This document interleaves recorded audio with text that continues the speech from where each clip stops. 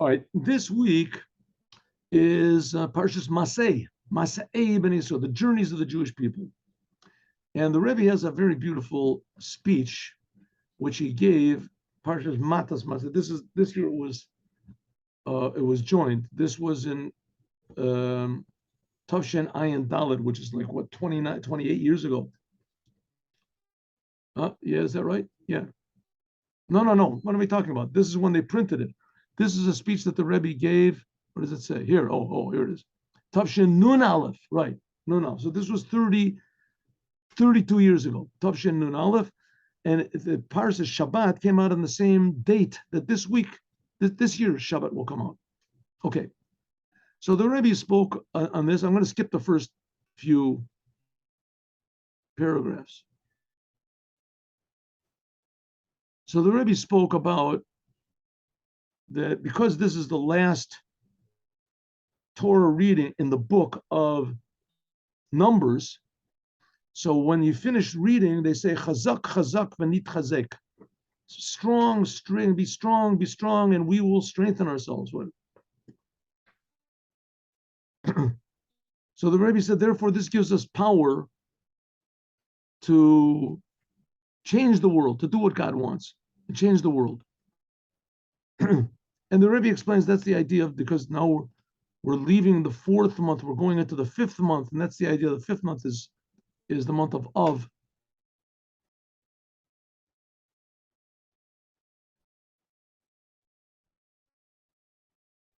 Okay. And so that number 5, he explains that that's above all limitation. Okay, so in other words, what's the Rebbe's point? Basically, the point of all of the sichos that the Rebbe says, we don't really know how good we are. And we don't really have any idea how much blessing and ability we have to change the world, to make the world a better place. And to complete the world. And that's the whole idea of bringing Moshiach. And because the Rebbe is the Moshiach, so the whole purpose of the Moshiach, like the Rambam writes, the Maimonides writes, the purpose of the Moshiach is to, the beginning at least, is to educate everybody, to bring all the Jews back to consciousness, the Jewish consciousness. And that's what the Rebbe is trying to say. So especially the Rebbe is trying to point out to us who reads these things, religious Jews, Hasidic Chabad. So we have to get these ideas first. You're doing Torah, you're doing the commandments, wonderful. That's only the beginning. Now it has to be in a way of strengthening yourself, becoming stronger and stronger, to reveal who we really are. According to this, now we can explain the connection to chazak, chazak, v'nit chazek. Be strong, and we will strengthen ourselves, to the fourth book of the Torah that we just finished, Shemesayim b'Shabbat Parshas Matas Masei, that we finished in this week's Torah portion, L'tochan Azaman, the Gimel Ashvuos, to the connection between this and the 3 weeks. We're now in what's called the 3 terrible weeks. The weeks between Yud Zayin, fast days of Yud Zayin Tammuz, which is when the enemy broke through the walls of the temple, and Tisha B'Av, when they actually destroyed the temple. Those were the dates. And we celebrated 3 weeks in a row of, how do you say, self-introspection, of minimizing happiness. And also on this Shabbat, this coming Shabbat, will be the second day of the month of Av. That's in the 9 days. So there's different levels of, so to speak, of suffering that we're supposed to suffer, and misery that we're supposed to feel, which isn't supposed to in any way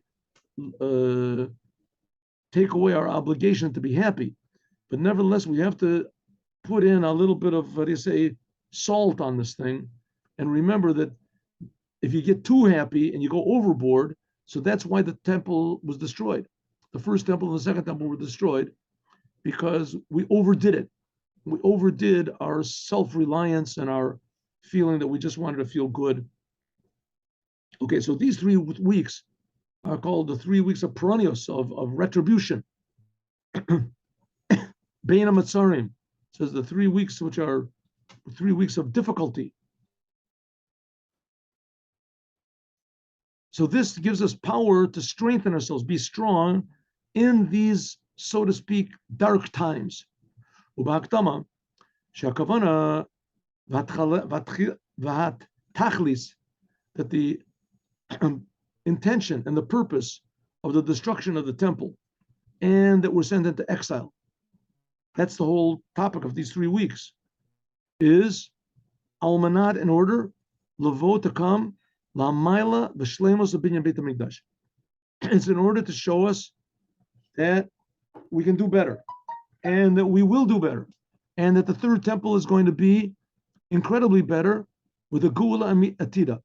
It's not just to punish us, put us in the corner for all time, right?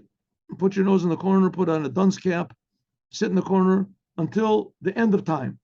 That's going to be the Jewish people. No, that's what our enemies say. That's what the Catholics, the Protestants, that's what they say. The Jewish people have been rejected. That's it. Go to the principal's office, get out of here. Don't come back to class. Not so. The fact of why did God destroy the temple, put the Jewish people into this terrible, confusing exile that we're in now, and the interesting thing is these Jews, they do the most ridiculous sins in public with these transgender things and like that, and they're proud that they're Jews. I'm a Jew. So we see that there's some sort of a point over there with Judaism that's healthy, something healthy inside. The whole purpose of this exile is to bring out this healthy point, to show that not only is it the only healthy thing, even though we're outnumbered 1,000,000 to 1, but eventually all the million will be partners with that one. That's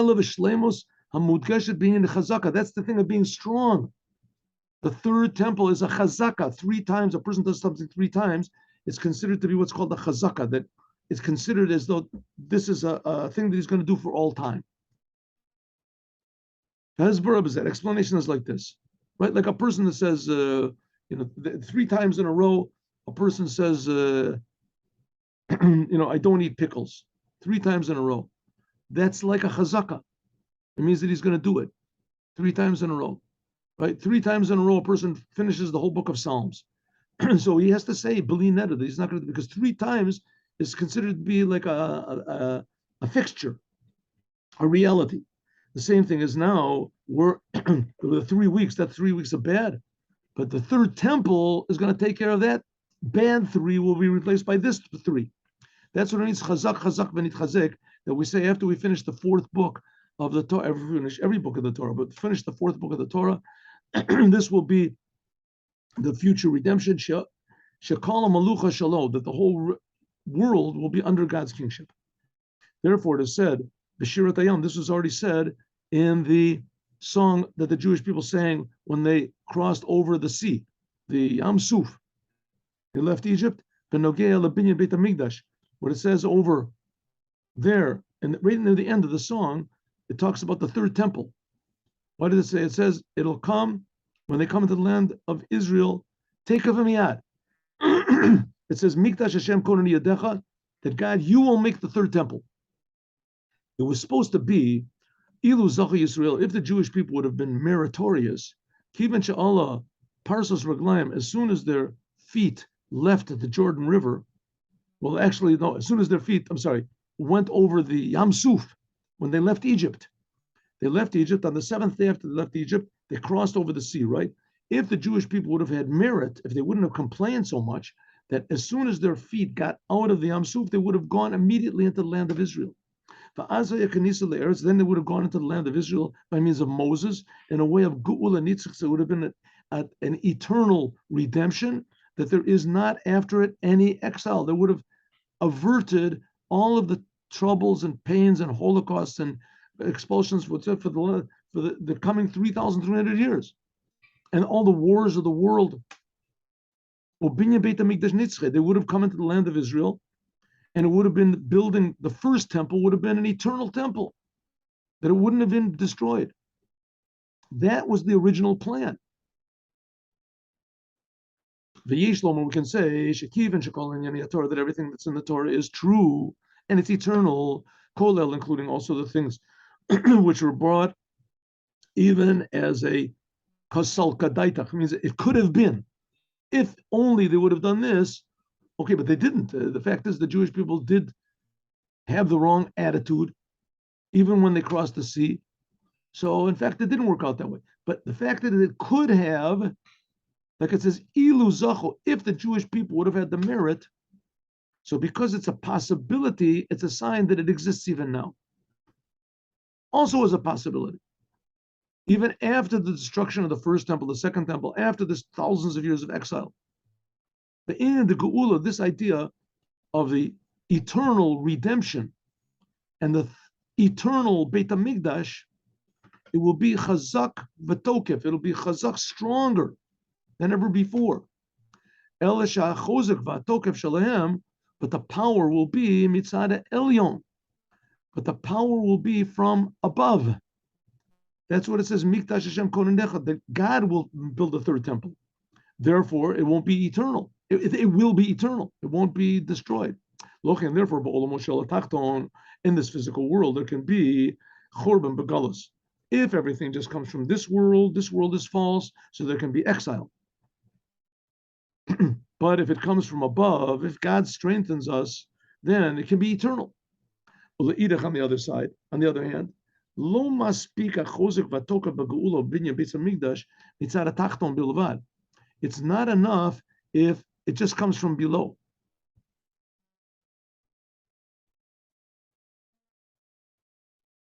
One minute.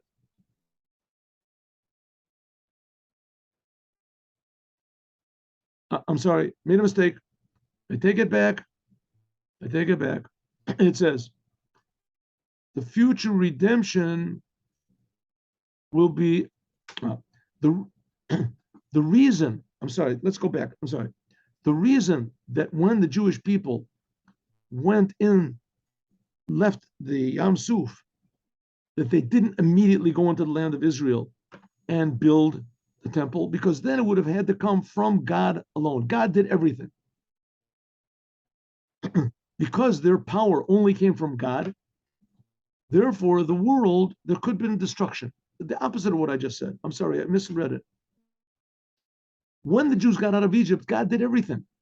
Because God did everything, he took them out, he destroyed the enemies, he split the sea, he gave them bread from heaven, water from a rock, he gave them the Torah from Torah from heaven, he gave everything. Everything came from above.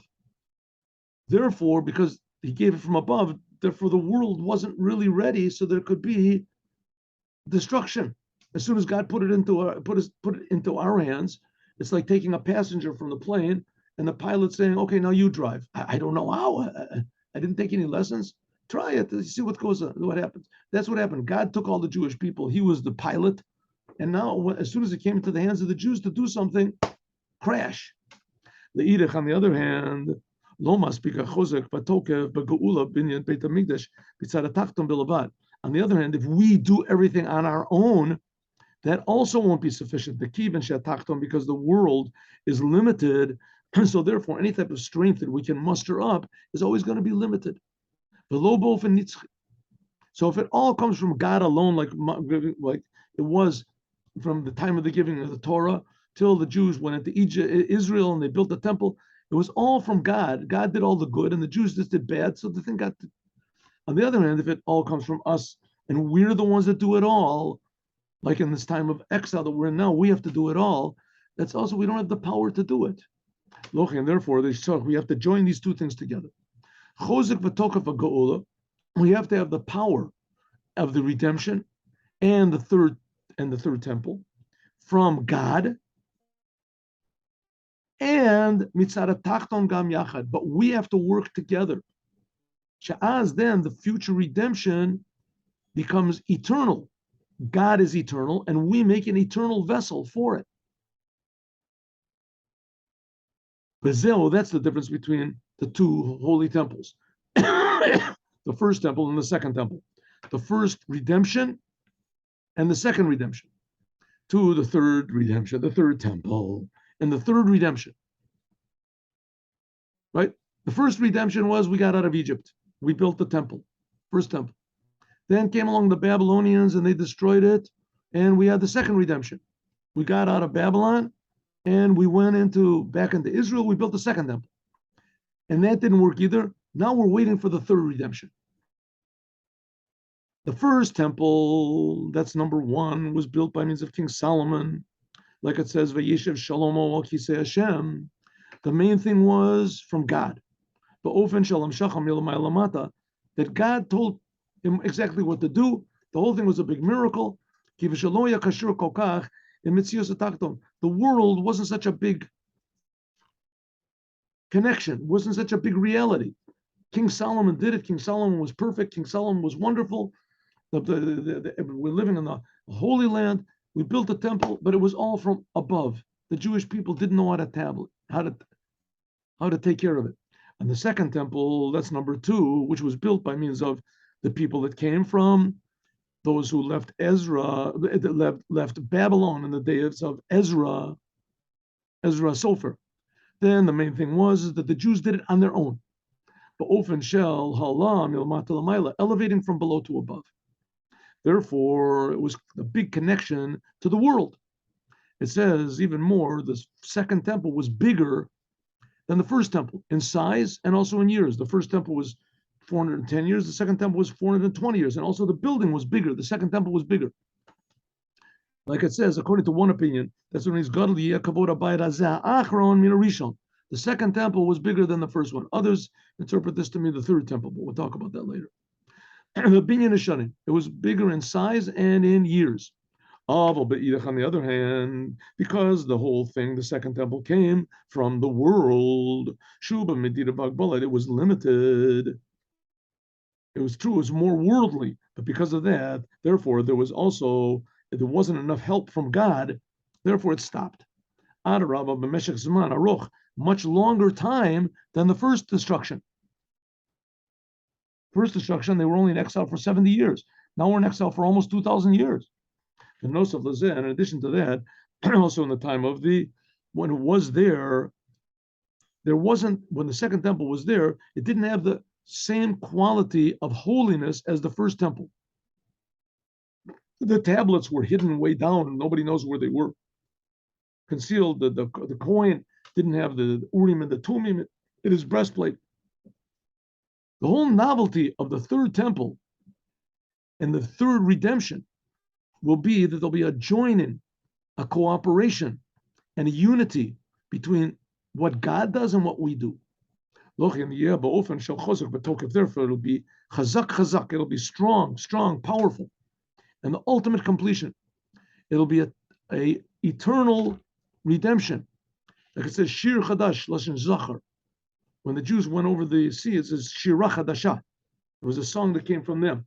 In the future, it's going to be a new type of a song. We'll sing, but the inspiration will come totally from God.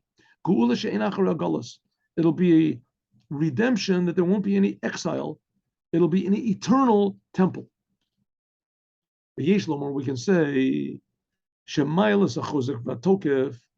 that this whole novelty and the excellence and the value of the strength and power of the third temple and the third redemption, because uniting the upper worlds and the lower worlds, this is stressed very much in the fact that the future redemption is called Ku'ula Revi'it. There's sometimes that it's called the fourth redemption, and sometimes it's called the fifth redemption. Do you remember we learned that? There's other opinions that say that the exile, for instance, the time in Hanukkah, when the Greeks in the middle of the second temple, they took over the second temple, that was also an exile and a redemption. That was also an exile and redemption.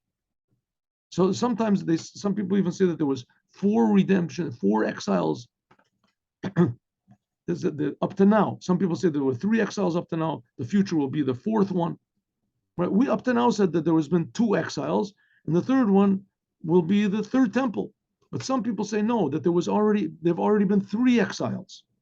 Like I said, one of them was with the Hashmonaim, and some people say that there was 4 exiles up to now. In any case, some people say that there was the future redemption will be the 4th redemption, will be the 5th redemption.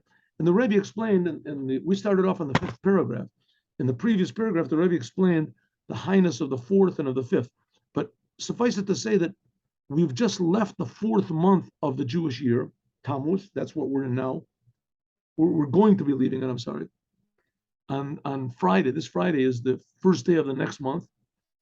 And we're going into the fifth month. Okay. Darga Miucheret, this is a special level on its own. Kivan She'ika Eina, since there is not Hemshech Le'echad V'shnayim, since it doesn't come after one or two, which we said is upper worlds and lower worlds. That was in the first paragraphs that we skipped. So this shows that number 4 and 5, this is higher than up or down. And therefore, it has the ability to make the joining between up and down. Okay, basically, what's the Rebbe saying? We're living in a world where we don't feel God. The Torah tells us that there was generations where they did feel God. Adam felt God. He spoke to God. Abraham, certain degree, felt God. The Jews, when they left Egypt, Moses, they had leaders. God. The whole thing of the Jewish people is God. The Jewish people had the temple, God. First temple, the second temple, they felt God. The problem is that they couldn't hold on to this feeling. It was too much for them. It was too much to defy all of the urges and the confusion of the world. Either because they didn't work hard enough or because God didn't reveal himself enough, or a combination of both. So somehow or other, in the future redemption that we're waiting should happen any instant now, that we'll realize the results of all of the work that the Jewish people have been doing for these 2,000 years, that we haven't really seen any true results, and things in a way of spiritually are getting lower and lower and lower, to the point that, it used to be the land of Israel was holy. Now even the land of Israel isn't holy.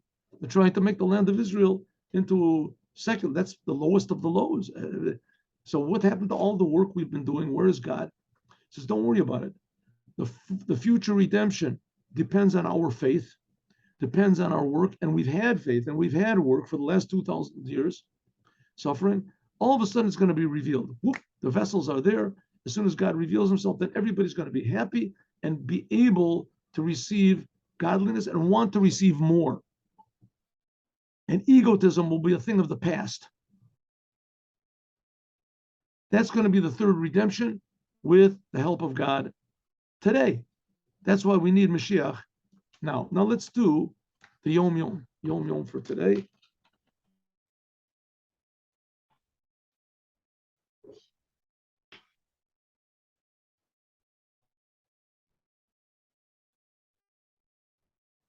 What happened?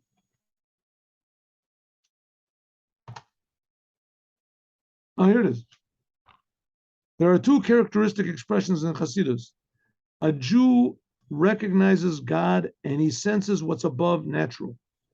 A Jew needs no proof for these. That's the essence of a Jew. Sometimes we're not in connection with our identity, but that's what a Jew is. Bait. Number 2, a Jew does not want or is even able to be separate from God. Okay, number 1, every Jew recognizes God and senses what's above nature, and no Jew wants or is even able to be separate from God. That's what we learned in the Mimer. In the morning, that's called, the only reason Jews sin is because they go crazy. The truth is these two expressions are really one. A Jew recognizes godliness and senses what's above nature, and because of that, therefore, he neither wants or is able to be separated from Hashem. Have a good day. 3 o'clock, God willing, we're learning the